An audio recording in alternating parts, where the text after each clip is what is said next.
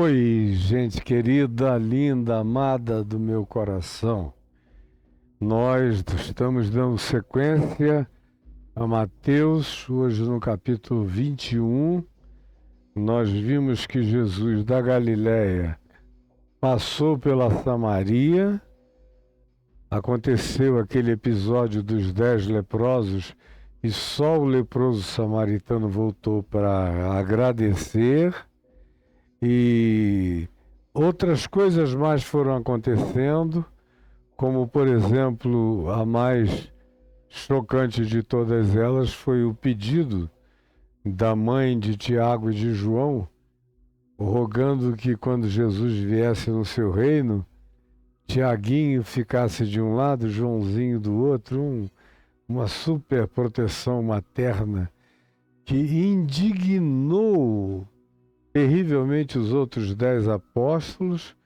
Jesus olhou para aquilo como um absurdo, mas tratou com uma condescendência misericordiosa extraordinária, embora não tenha tido nenhum problema em dizer não.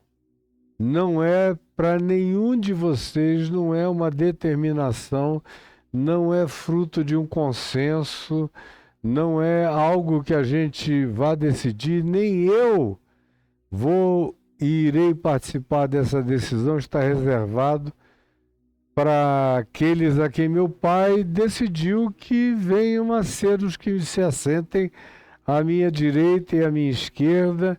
Vocês viram a sequência toda, até que no nosso último encontro nós chegamos a Jericó, Galileia, Samaria, e desce para Jericó, que é um dos lugares mais baixos da região. É uma cidade erigida há mais de 10 mil anos e que está na parte mais baixa do Rio Jordão. Como vocês sabem, o Rio Jordão carrega um nome que caracteriza a topografia da sua descendência, da sua expressão de escorrimento geográfico da água, porque Jordão significa aquele que desce. E desce tanto que ele nasce lá no sopé das montanhas do Hermon e vai terminar no Mar Morto, que é o lugar mais baixo da face da terra em termos de lâmina de água. Baixíssimo. E é lá que eles estão em Jericó e aparecem aqueles 2 cegos, de acordo com a narrativa de Mateus, mas que tem em Bartimeu, filho de Timeu, o seu protagonista mor, como eu expliquei na quinta-feira da semana passada, ou na quarta-feira da semana passada. E agora a gente dá prosseguimento. Quando a gente vê que depois de ter curado a Bartimeu, que fez a boa escolha, ele era tanto mendigo quanto cego. E no meio daquele dilema, o que eu escolho? Quando Jesus disse, o que tu queres que eu te faça? Quando Jesus pergunta isso, é porque o cara tinha 2 alternativas.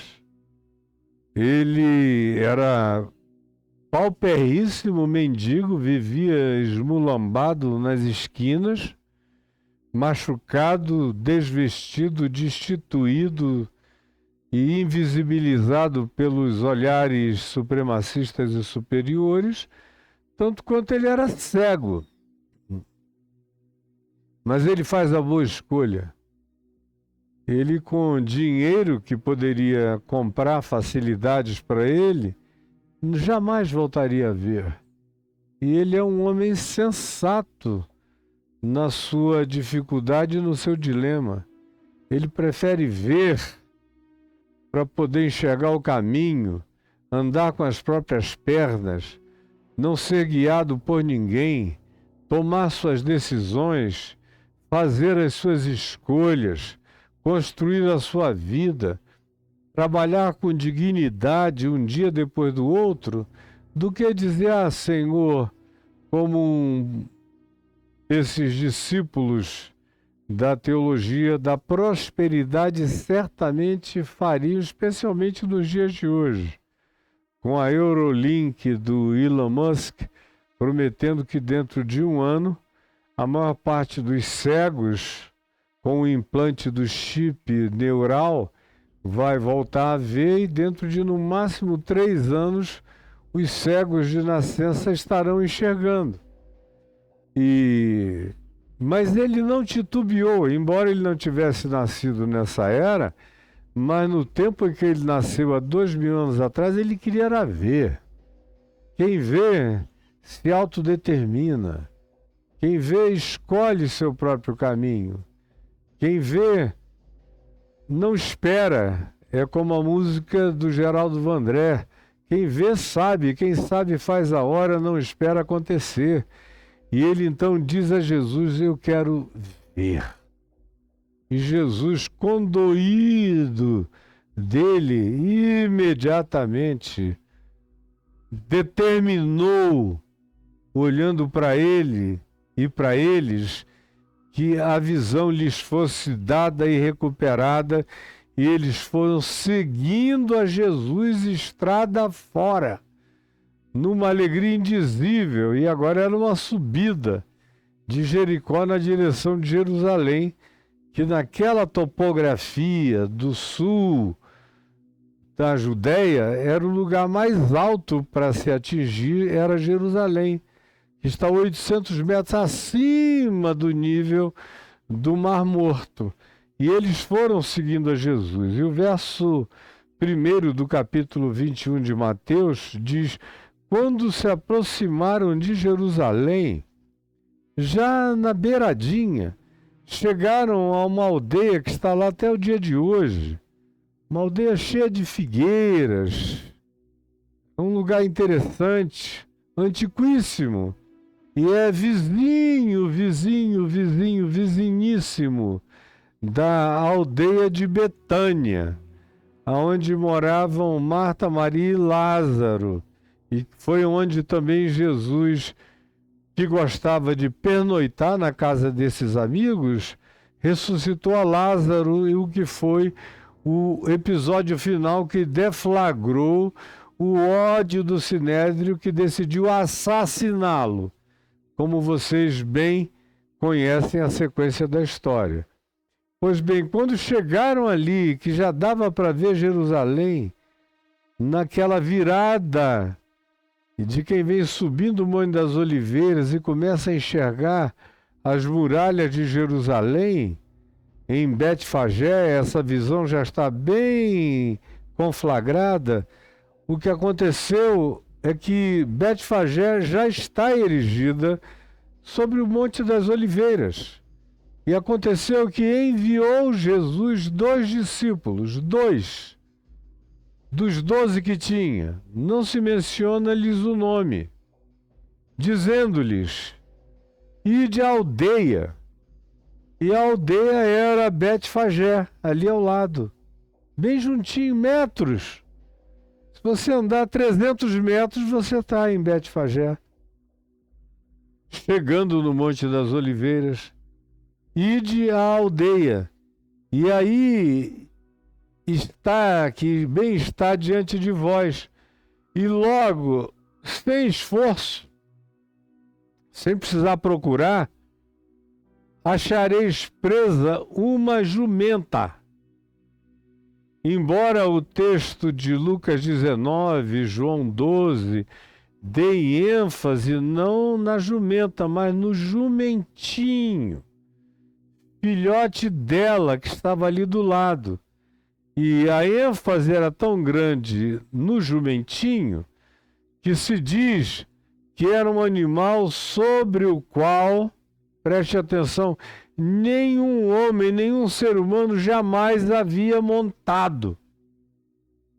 Era uma montaria virgem, jovem e virgem.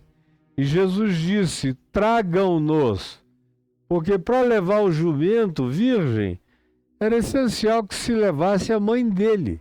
Ele estava acostumado a ficar ao lado da mãe, a mamar ao lado da mãe, a comer ao lado da mãe. de modo que levar a mãe era um salvo-conduto para pacificação, para mancificação, para tranquilização do animal, que era de todo jovem, virgem, inexperiente, que nunca tinha experimentado carga, peso, fardo, de natureza nenhuma, e foi isso que fizeram. Acharam a jumentinha e com ela um jumentinho.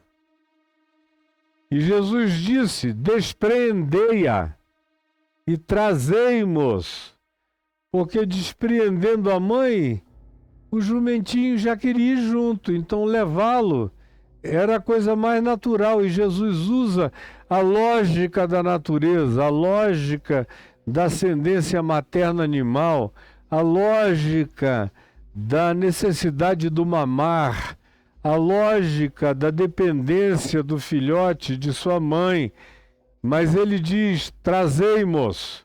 Conquanto ele fosse montar no jumentinho, a pacificação daquela criaturinha vindo até Jesus e aceitando-o como aquele que montaria nele, tinha uma relação de psicologia jumental essencial com a mãe dele. Trazei-mos. E se alguém vos disser alguma coisa, que é óbvio que o jumento estava lá, tinha dono, ele não estava à toa, ele era criado por um dono, e era um animal de carga. Era um dos instrumentos mais úteis para o trabalho contemporâneo nos dias de Jesus. Era um jumento. É num jumento que o chamado bom samaritano vai e coloca depois o homem caído à beira do caminho. O jumento era o animal por excelência na Palestina do primeiro século, muito mais do que o cavalo. O cavalo era um animal de guerra, belicoso.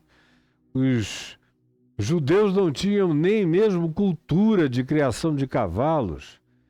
Foi o rei Salomão que criou um grande estábulo de cavalos.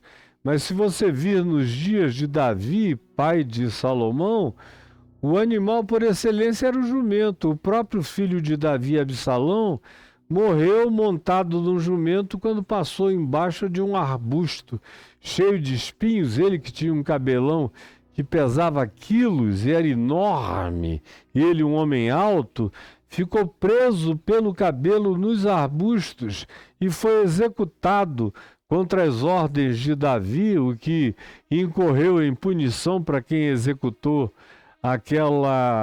aquele assassinato. Mas ele estava montado num jumentinho.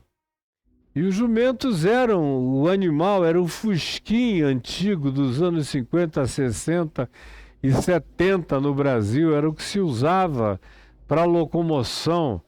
Depois vieram outros carros. Hoje a gente tem carros diferentes e no mundo tem sempre algum tipo de locomoção pequena, útil e com grande capacidade de carregar peso, que os humanos continuam usando até o dia de hoje. Nos dias de Jesus eram os jumentos.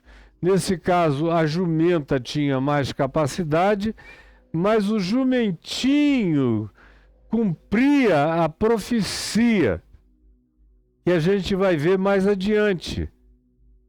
E se alguém vos disser alguma coisa, interpelar perguntando: por que vocês estão levando os animais que não são de vocês? Respondei-lhe ao que interpelar-vos, que o Senhor precisa deles. Precisa deles. Ia montar no jumentinho, mas precisava de ambos. Porque a mãe era a pacificação do filho. E na psicologia de Jesus, tudo era feito com o máximo de harmonização, de tranquilidade, de pacificação, de sincronicidade, de não abrupteza, de leveza. E para que isso acontecesse era necessário que ambos estivessem presentes, assim como ele fez com a jumenta e o jumentinho, ele faz com tudo mais na vida, faz parte do modus operandi de Jesus tratar a vida sem essas abruptezas desnecessárias, aonde ele pode fazer as coisas fluírem com harmonia, com delicadeza, com gentileza, com entrosamento, com pacificação. Ele faz com humanos, tanto quanto ele faz com animais. Ele faz com todos. E isso apenas faz a extensão natural do fato de ele ser o príncipe da paz e da pacificação.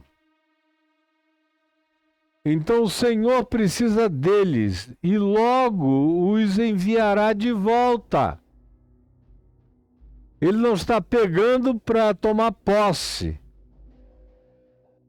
Ele não usa essas prerrogativas de soberania, de dizer todos os jumentos da terra são meus, eu sou o filho do Deus vivo.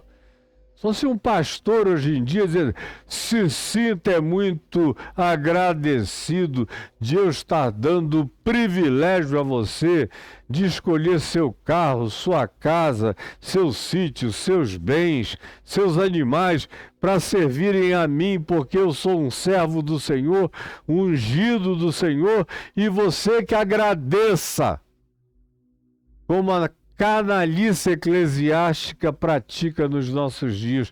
Com Jesus não é assim, nem no detalhe do que nós estamos vendo. Ele vai usar rapidinho e logo os enviará de volta. Se você não quiser aprender nada com a singeleza dessa lição, é uma tristeza para você que vai continuar grosso, estúpido, atropelante, senhor das criaturas e um ente abjeto nas suas posturas. Quem quiser aprender com Jesus, aprenda no trato dele com os humanos, porque é ele que diz, não gritem nas praças. É ele que diz, não criem publicidades desnecessárias. É ele que diz, façam tudo com delicadeza e com discrição, até na hora de dar uma oferta, que a mão esquerda não saiba o que a direita fez. Faz parte do modus operandi dele, que não tem nada a ver com aquilo que você aprende na religião, que são verdadeiras casas de estupidez, de grosseria, de apropriação indébita, de supremacismo e de perversidade. Ele vem aqui e com o jumentinho ele usa desse cuidado. Traga a mãezinha dele, que é para que para ele isso não seja um susto, nem um desvinculamento, nem um desataviamento, para que haja uma naturalidade nele, para que ele venha com a boa vontade instintual de saber que se a mãe está perto, ele está tranquilo. E é assim que se faz com tudo mais na vida, é uma sabedoria não para jumentos, mas para humanos, se você não quiser ser um jumento. Pois bem, logo os enviará de volta. Ora, isto aconteceu para se cumprir o que fora dito por intermédio do profeta. Que profeta? Profeta Zacarias, no capítulo 9 e no verso 9.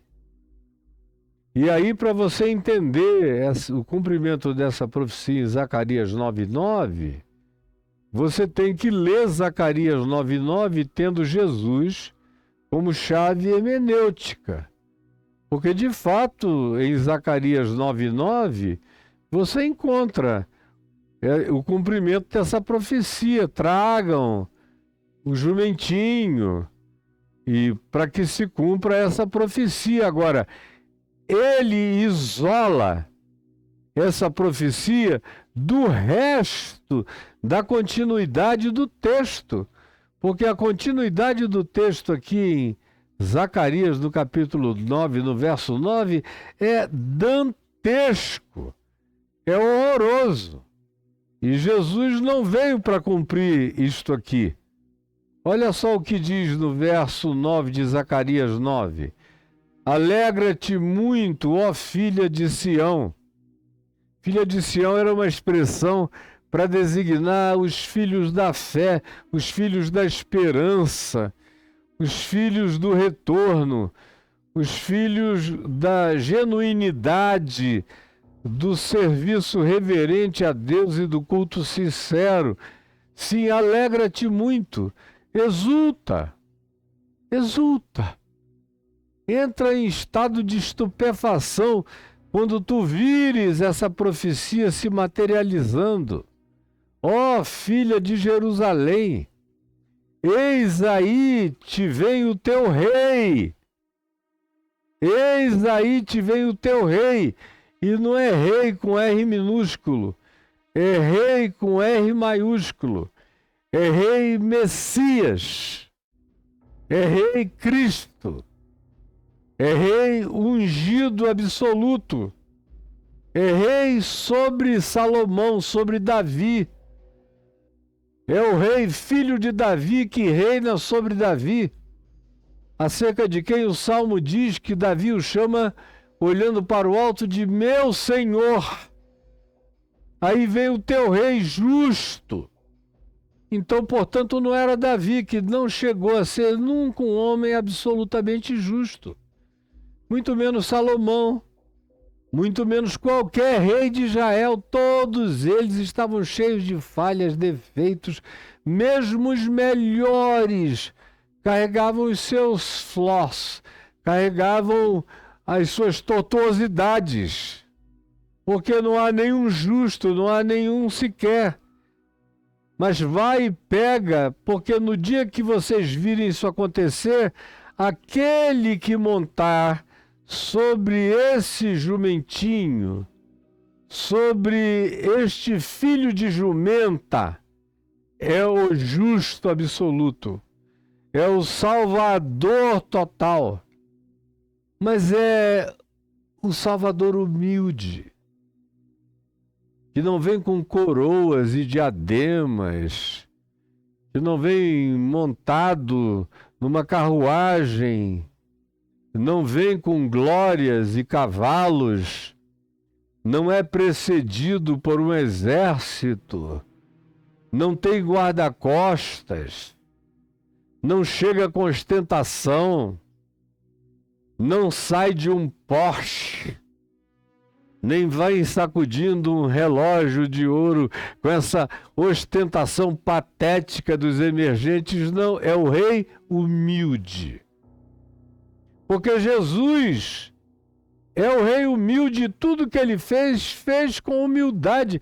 Quem quer que diga que serve a Jesus e se apresenta com essas ostentações satânico-diabólicos diante de vocês e vocês não notam nada, é um mentiroso e falso profeta, e vocês já não têm mais nem desculpa para serem enganados. Vocês já gostaram e já aprenderam a perversão. Mas eis aí vem o teu rei justo, Salvador humilde, montado em jumento, num jumentinho cria de jumenta, cumprindo em exatidão a profecia. Mas ele para aqui. Ele para aqui. A leitura de Zacarias 9:9 para aqui. Porque o resto é insuportável. E o resto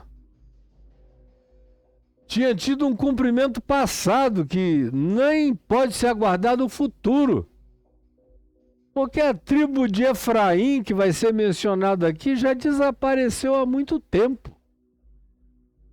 Se você fizer um exame de DNA, pode ser que você encontre, tendo um DNA de alguém de Efraim, algum elemento comparativo, pode ser que você encontre ainda alguns filhos de Efraim. Do contrário, a tribo de Efraim acabou-se há muitos e muitos milênios, há 1.700.000 anos, 800 anos, que não existe mais a tribo de Efraim.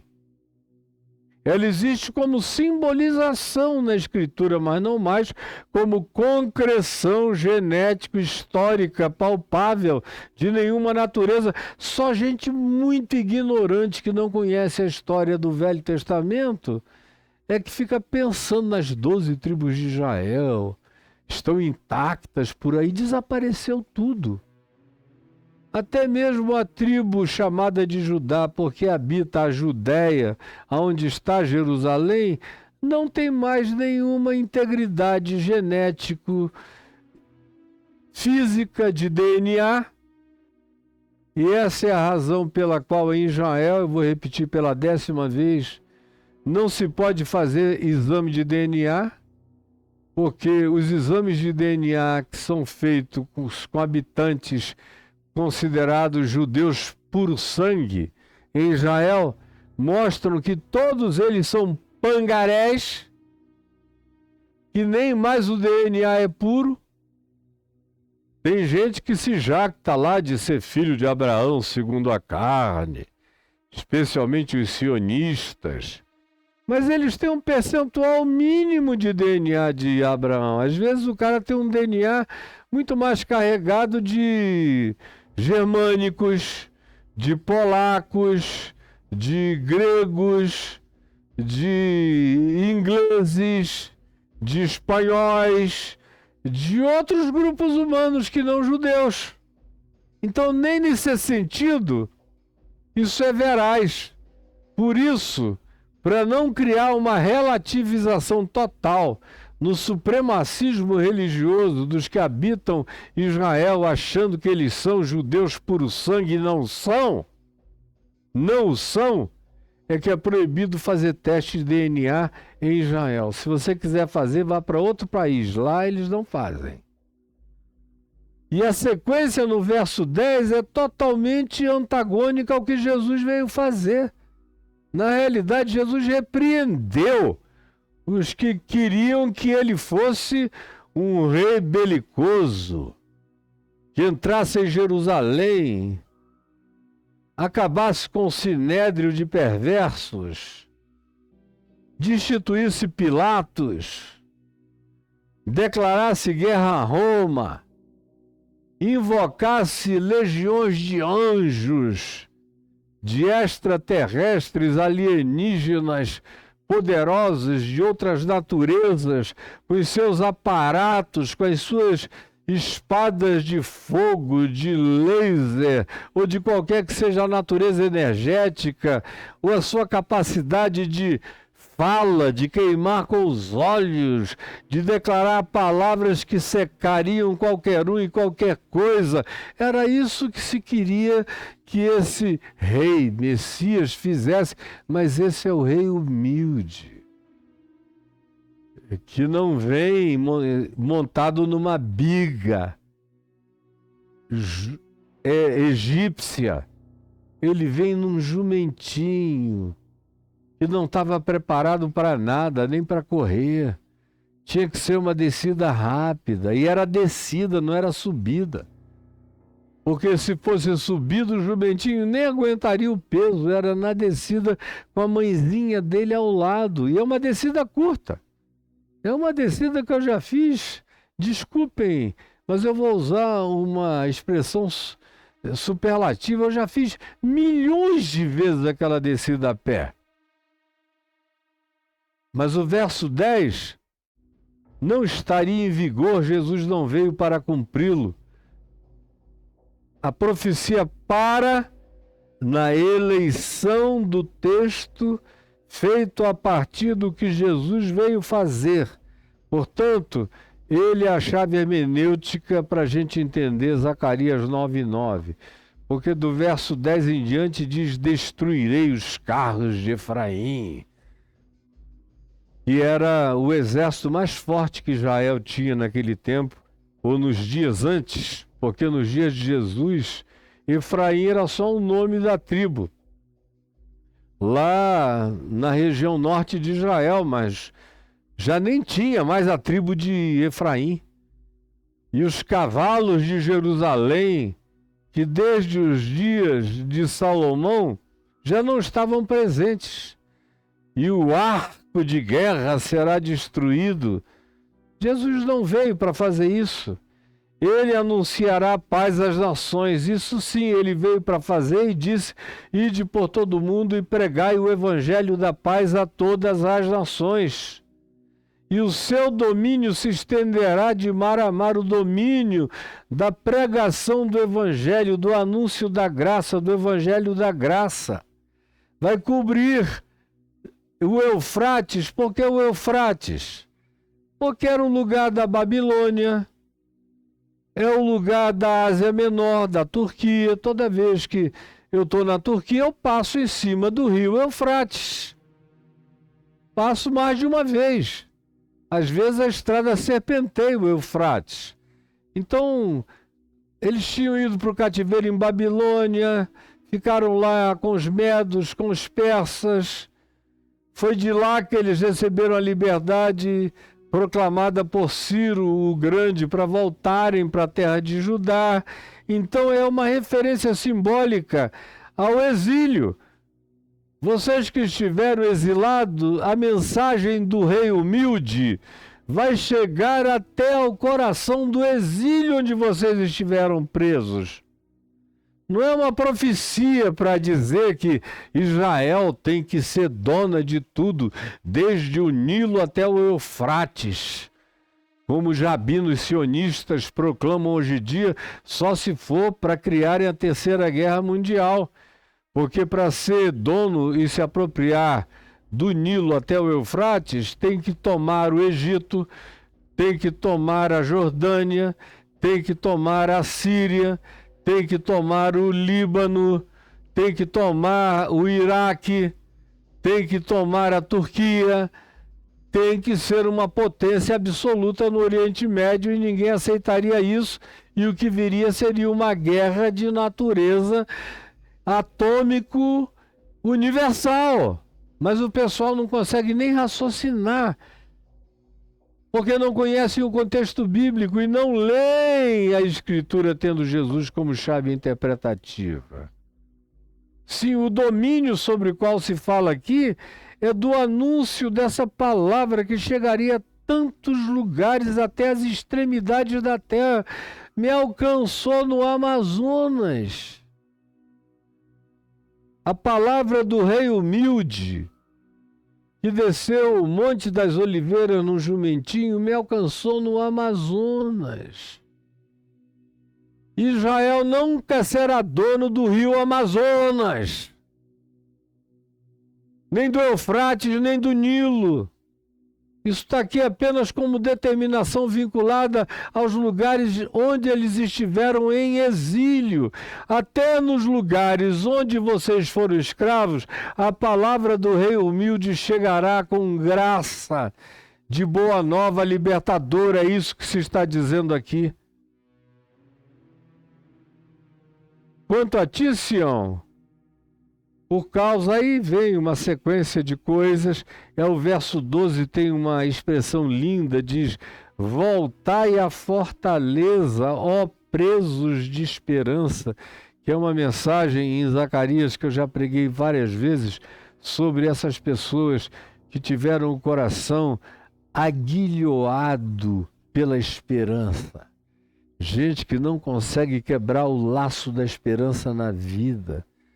Como pela misericórdia de Deus, eu creio que Deus me tornou uma dessas pessoinhas.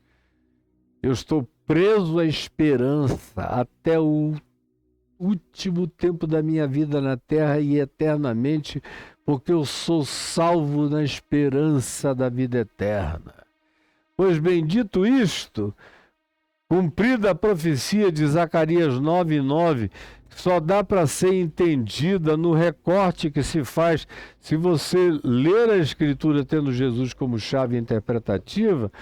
Se prossegue dizendo o seguinte: indo, portanto, esses dois discípulos, E tendo feito como Jesus lhes ordenara, e se você ler o texto de Lucas 19, de 28 a 40, você vai ver que o dono do jumento chegou e perguntou: escuta, por que vocês estão levando o meu jumento? E o filhote da jumenta, e eles disseram apenas o seguinte: é porque o Senhor precisa dele. A mesma coisa está dito em Mateus 21, 3. E aí prossegue dizendo: eles levaram.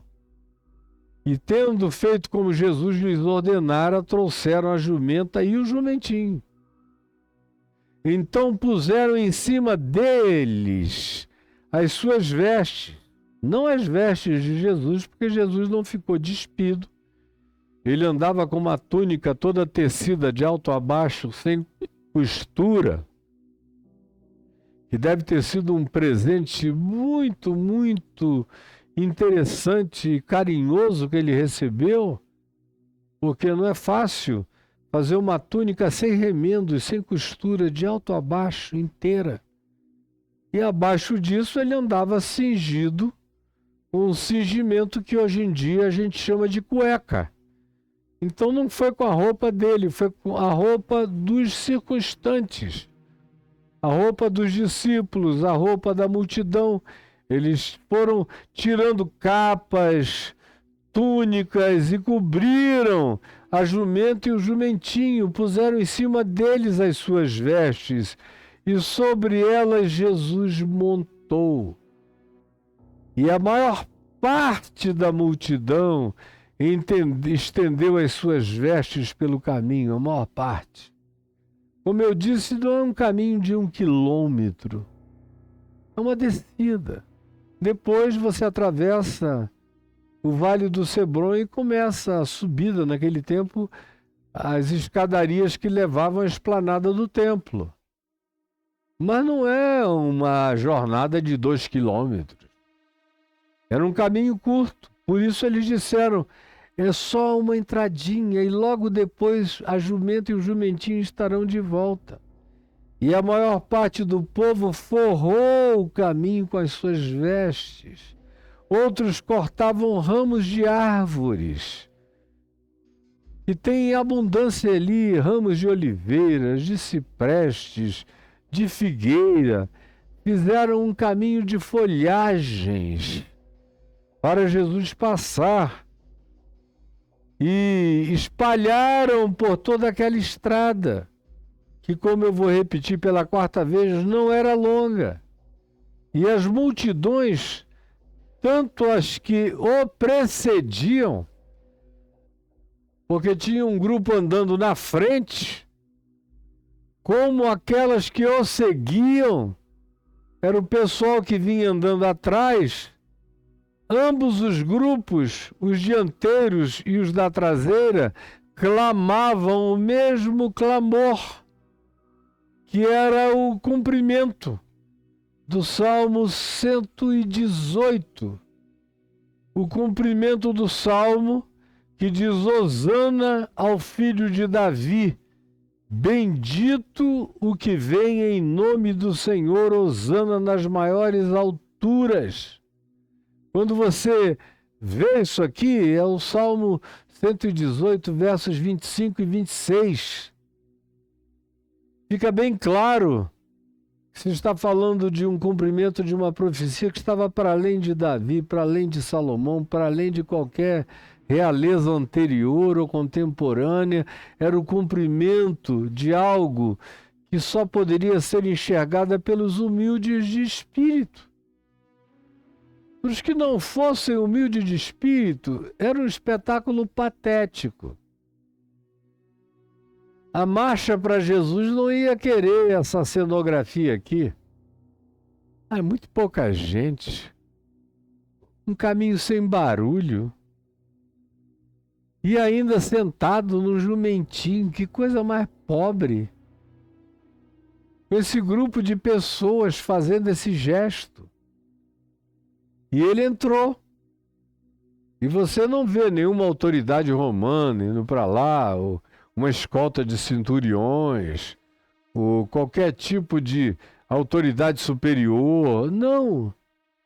Era coisa de gente simples, um povo simples, uma profecia simples para um rei humilde.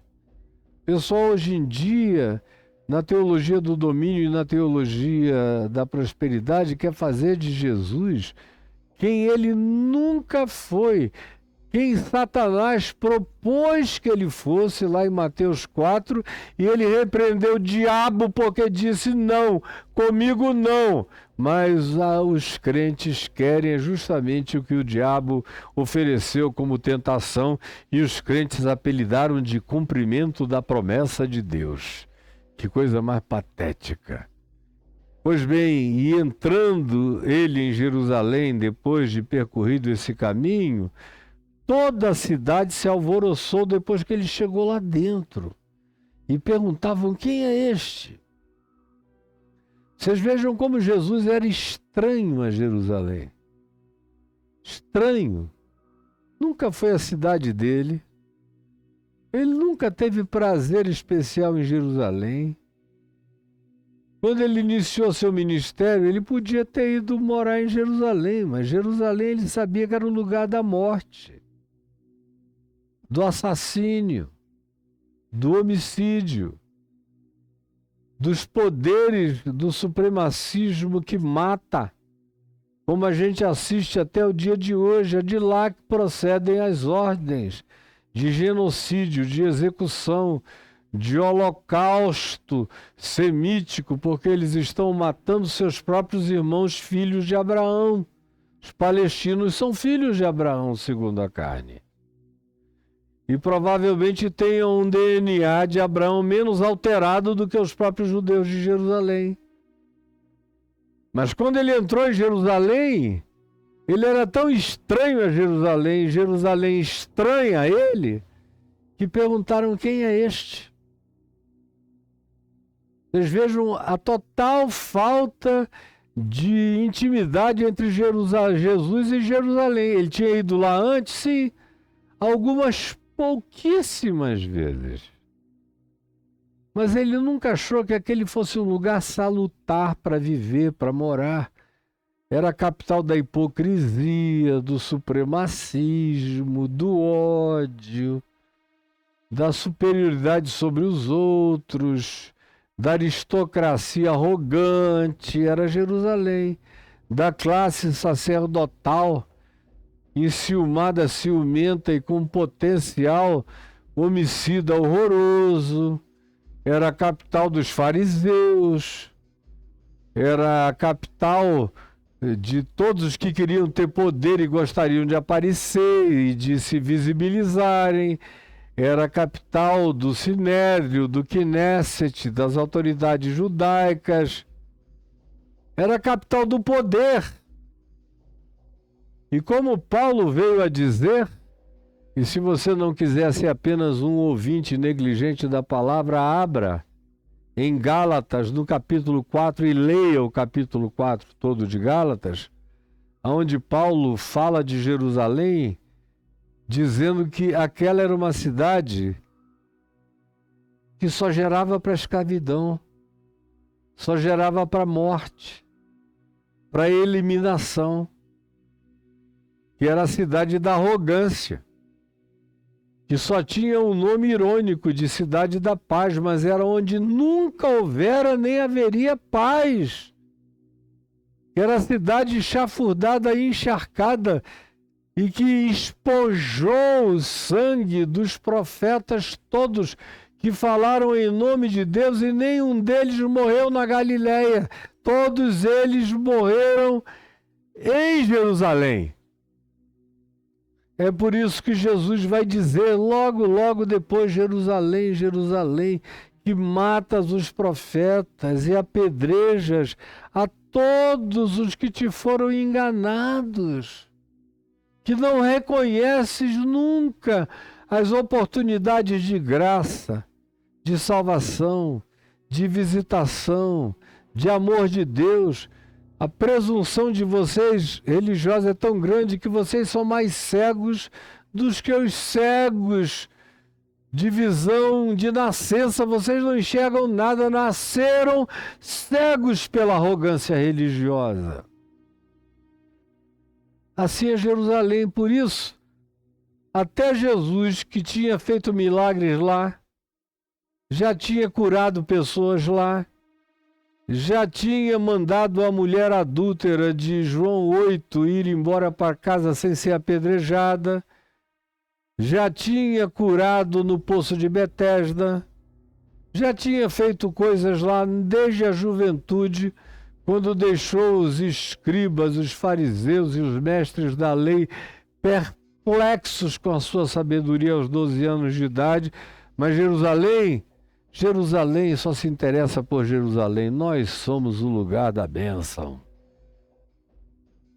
Quem não mora aqui não está com nada. Quem não frequenta o nosso templo aqui não conhece Deus. É igualzinho o que acontece com as igrejas grandes, as denominações, as mega churches e os mega pastores com as suas arrogâncias mais infladas do que a de demônios, muitas vezes. Quando ele entrou, qual foi a pergunta? Quem é este? O que revela como a religião não conhece Deus. Na Galileia ninguém faria essa pergunta. Na Samaria ninguém faria essa pergunta.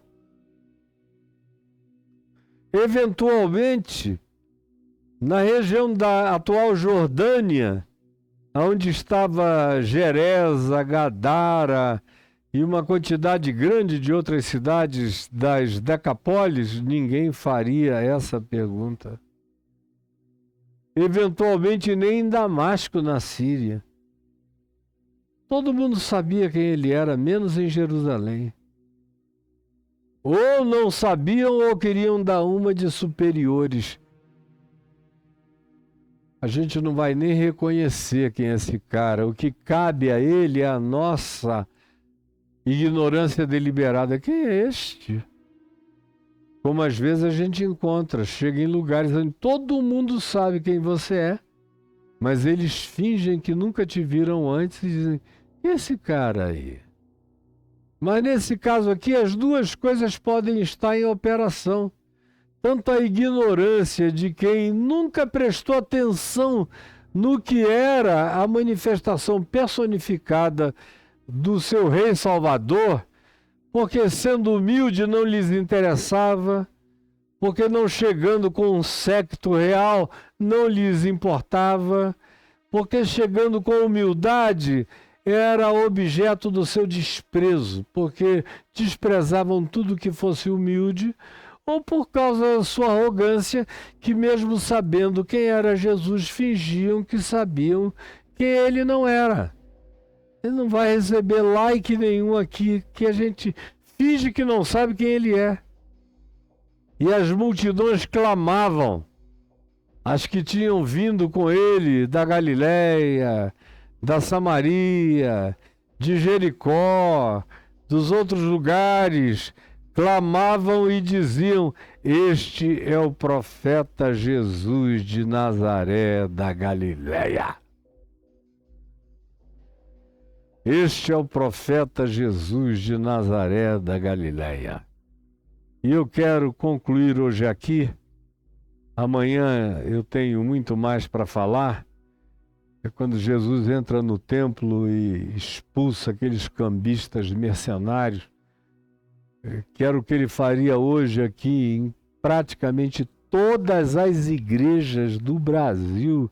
Ele entraria com a zorrague na mão e tocaria do púlpito todos os pastores e eventualmente expulsaria do templo todos os crentes que vão lá pensando só em dinheiro, em grana, em prosperidade, em ostentação, em tudo isso. Mas isso fica para amanhã. O que eu quero deixar como você hoje é uma pergunta. Você percebe Deus nas manifestações de humildade do Evangelho de Jesus? Tem muita gente que não dá a mínima. E olha, o Evangelho se manifesta muito mais com humildes, entre os humildes e pelos humildes do que em qualquer outro ambiente. E quem não tem olhos para enxergar os humildes, o que lhes procede da boca, o que lhes advém das ações, e o que decorre das suas expressões de culto simples, humilde, improvisado, porém espontâneo e sincero, e fica procurando Deus só em templos majésticos. Outro dia eu estava vendo uma pessoa que eu conheço muito, quero até bem a ela, e lamento profundamente que ela tenha se convertido ao anti-evangelho. Ao anti-evangelho. Ele fazendo uma live na porta do templo que ele está frequentando, que é um dos mais ricos do Brasil, esse templo hoje em dia, dizendo, olha como a nossa igreja está bonita. Igreja para ele, coitado, eu tenho um amor enorme por ele, mas para ele igreja ainda é aquela fachada de supermercado, toda incrementada, com culto, não é para crianças, é para kids. Ele estava glorificando a grandeza do estacionamento. Aí você entra, são aquelas luzes roxas, o teto preto, aquela coisa enorme. Tem uma área VIP, olha que linda a nossa área VIP. E eu olhando, digo, meu Deus, eu te conheço há tantos anos. Você já ouviu o evangelho puro de Jesus de mim tantas vezes, mas parece que a cabeça é empedrada. Aí chega um doido lá que não conhece nada de Bíblia, muito menos de Evangelho, nem de Novo Testamento, nem de teologia séria, nem de coisa alguma, mas faz aquela palhaçada no púlpito para lá e para cá, grita, diz que você vai receber dinheiro, vai ficar rico e poderoso. A pessoa ignorante chega ali, aquele canto, tem um monte de mulher bonita, de garotos bem vestidos que não sabem nem o que estão fazendo lá, aí vê aquele monte de carro, de Porsche, de Mercedes, de Ferrari, de tudo. Aqui é o lugar onde eu tenho que ficar. Olha como essa igreja é linda. E Jesus olha para aquilo tudo e diz, o mesmo que disse à igreja em Laodiceia, eu estou do lado de fora e eu nunca entrei. E eu estou a ponto de vomitar vocês da minha boca. E naquele caso, que é muito pior do que o da igreja de Laodiceia, eles já foram vomitados da boca de Jesus e não estão sabendo até o dia de hoje. A pergunta para você é essa. Olha, as coisas mais importantes que eu já ouvi na minha vida, eu ouvi dos simples, dos pobres, dos humildes, dos que achavam que não tinham nada a me dizer e que sem a intenção de me dizer coisa alguma me disseram com pureza de coração, sem nenhuma intencionalidade doutrinária ou pedagógica, palavras de uma sabedoria singela que me entraram no coração. Mas é uma minoria que consegue entender isso. É uma minoria que consegue celebrar essa glória da humildade, do rei humilde, sentado num jumentinho. É uma minoria que dá valor a isso. Vocês, quase todos aqui me ouvindo, já perderam essa pureza de coração, acerca da qual Paulo fala em 2 aos Coríntios, no capítulo 13. Ele diz, receio de vós que a serpente vos tenha enganado e vos afastado das coisas simples, humildes, puras, concernentes a Cristo Jesus. No mesmo ambiente, em 2 aos Coríntios, no capítulo 8, ele diz, pois Jesus é aquele que, sendo rico, se fez pobre, para se identificar com os simples da terra, não com os ricos da terra. O rico pode entrar no reino de Deus, mas vai ter que desvestir o coração de toda arrogância da sua presunção de poder, do contrário, não entra.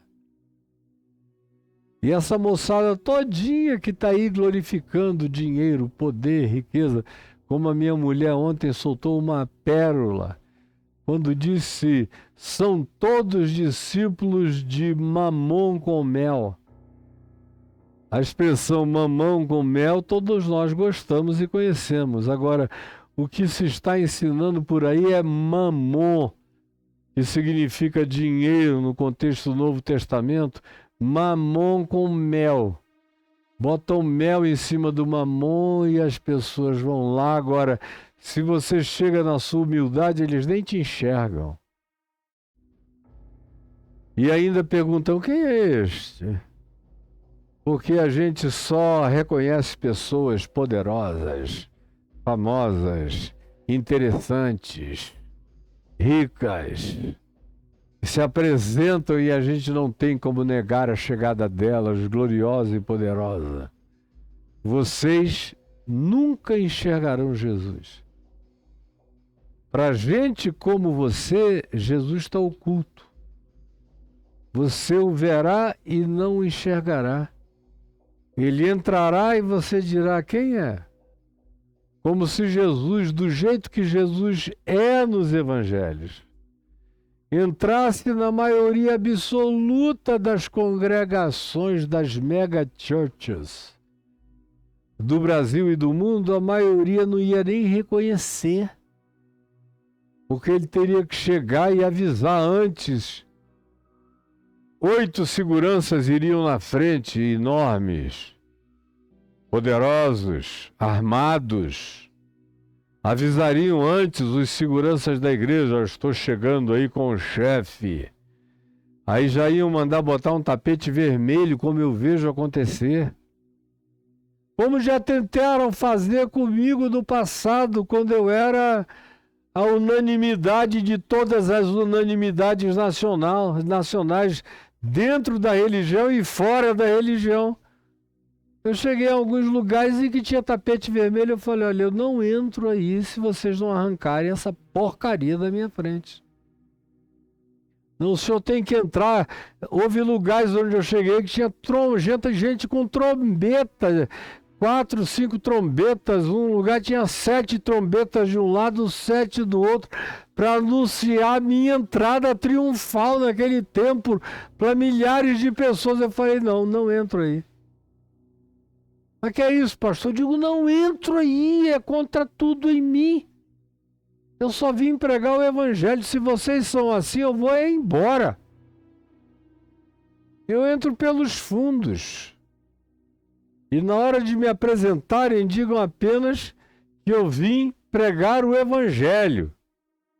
Todo mundo me conhecia naquele tempo, mas assim mesmo eles queriam te dar e fazer aquela iniciação e apresentar aquele currículo vitae sem fim, brega, de cujos currículos eu sempre tive vergonha e tenho até o dia de hoje, porque eu sou apenas um ser humano, comunicador, divulgador da mensagem do Evangelho da graça de Deus, e isso me basta e já é demais. Quem é este? Aí são os pobres que têm que anunciar para esses ricos e eles não estão nem aí. Não, a gente não sabe quem é. Da Galileia? Pode sair alguma coisa boa da Galileia? Tem algum profeta relevante que já se levantou da Galileia? Tem alguma pessoa de importância que tenha nascido na Galileia? Não. Ou então é porque não conheciam mesmo. Eram tão distraídos em relação a Jesus e das notícias que chegavam à Síria, chegavam ao Líbano, chegavam ao Egito, chegavam na Arábia, chegavam na Samaria, chegavam em todos os lugares, mas em Jerusalém eles dizem, não, aqui não chega se a gente não chancelar a chegada. Quem é este? E tem muita gente que, de fato, não sai do templo, mora nas Jerusaléns da religião, mas não sabe quem é Jesus até o dia de hoje. Não sabem, porque não conseguem associá-lo à pureza, à simplicidade, não conseguem associá-lo ao amor dele pelos pobres, pelos necessitados, pelos mal cheirosos, pelos fétidos, pelos abandonados. Não. Quem quer que se dedique a isso é porque não deu sorte na vida de conhecer os ricos e poderosos e não prosperou. Como eu vejo pastores dizendo, você quer ter... Hoje mesmo de manhã eu ouvi um deles dizendo, você quer ter certeza se a mão de Deus e a bênção de Deus está sobre você? Observe só uma coisa, você tem dinheiro ou não tem dinheiro? Se você tem dinheiro, Deus está com você. Se você não tem dinheiro, você é uma abominação diante de Deus. E o povo aplaude. Um monte de gente pobre aplaude aquele jumento que Jesus não quis nem montar nele, porque ele não serve para ser montaria de Cristo. Porque é um estúpido.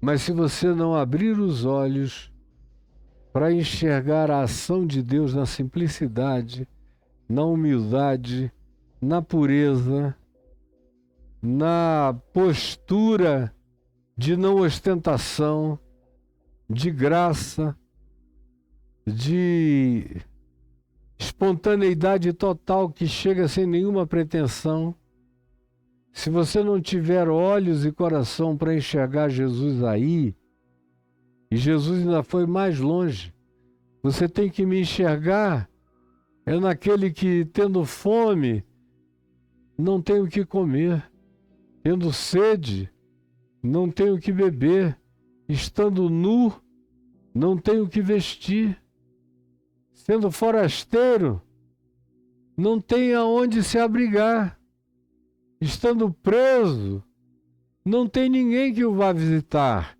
Estando doente, não há ninguém que o vá consolar. Mais do que ainda me enxergar no pobre, você tem que me enxergar no desvalido absoluto.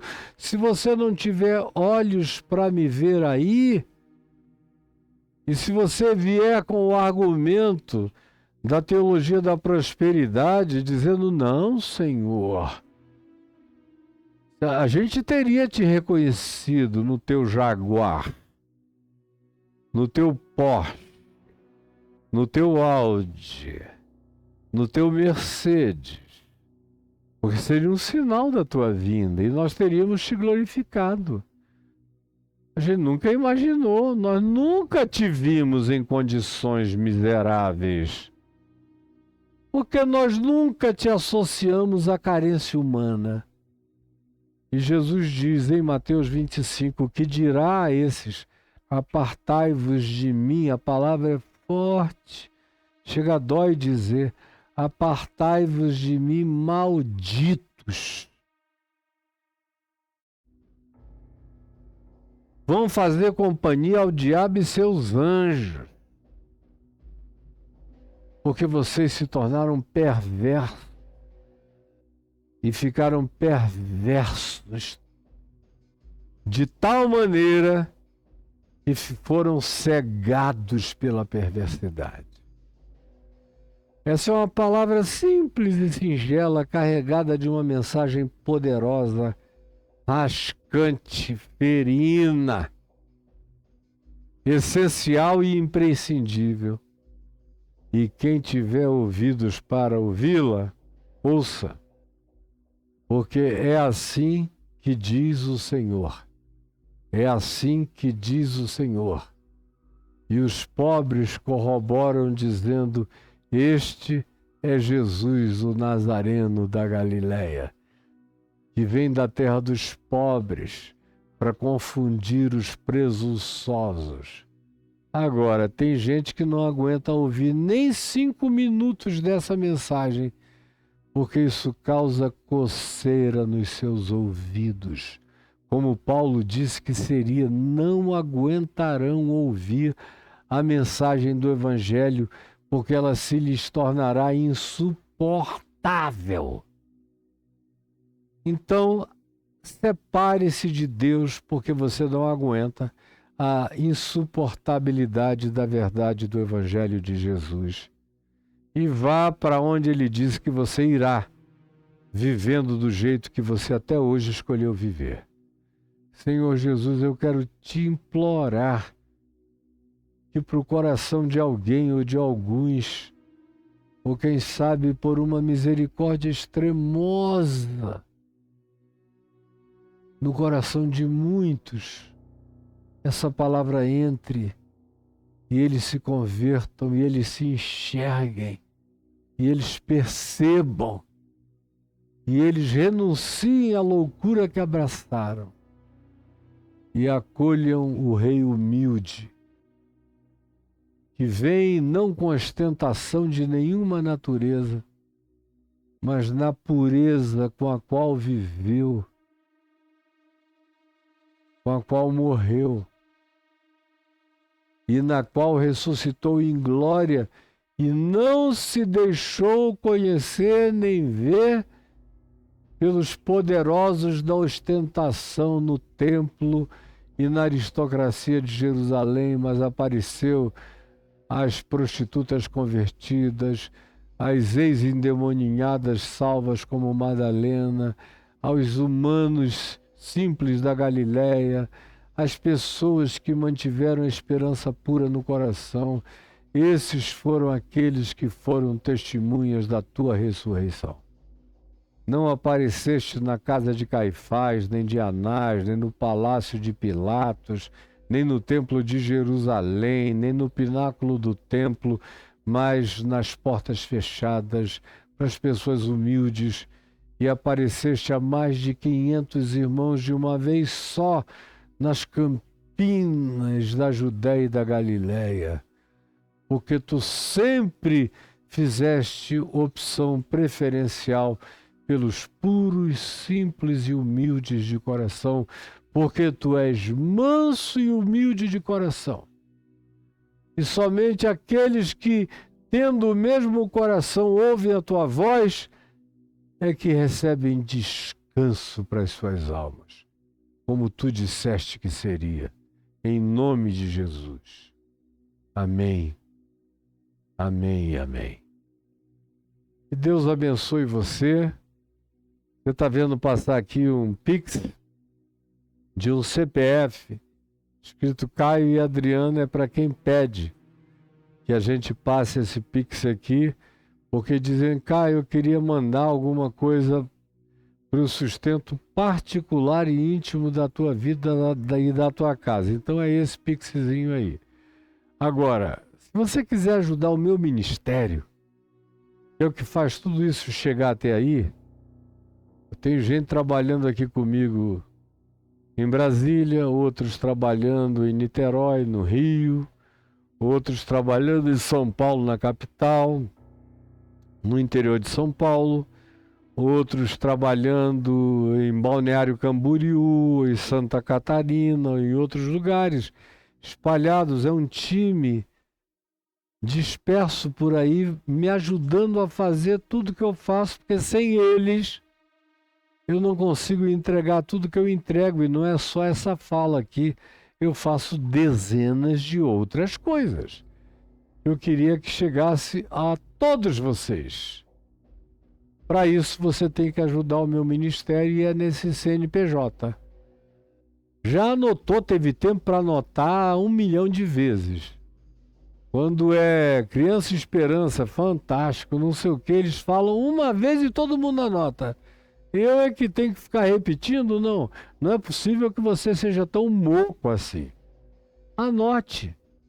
Quem quiser outras alternativas, escreva caiofab.com.br, aperte Enter, aí chega aí no meu blog, Lá em cima está clicando contribuição, clicou, entrou, passou aí, eu digo muito obrigado, tem 2 contas, uma do Santander, outra do Banco do Brasil, respectivas contas, respectivos CNPJs, para você fazer o seu depósito. Todo mundo sabe como fazer. Embaixo está escrito mais opções de contribuição.